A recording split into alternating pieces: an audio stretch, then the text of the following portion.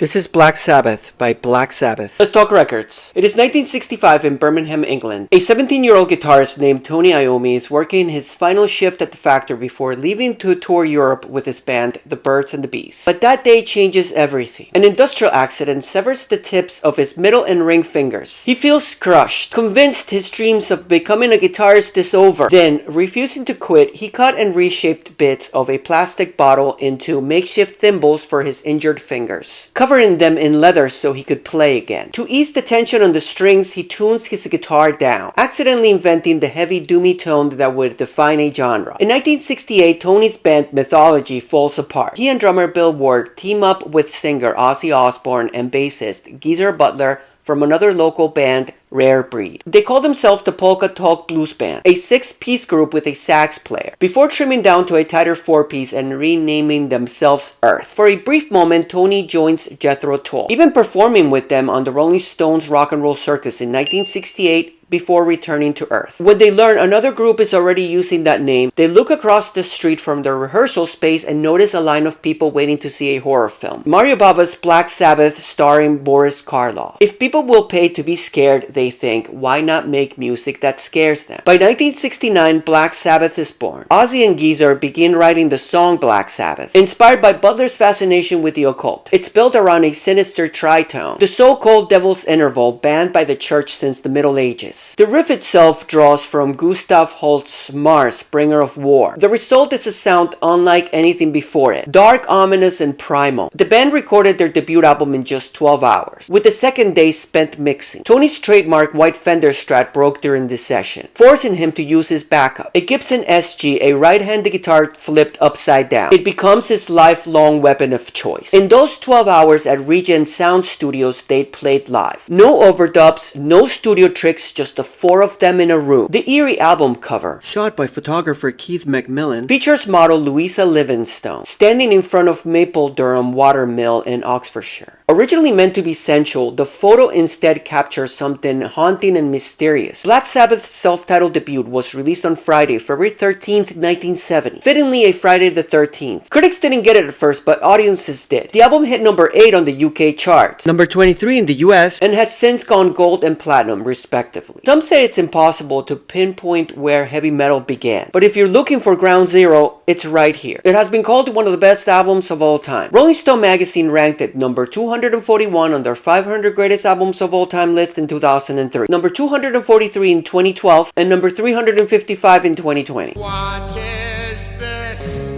that's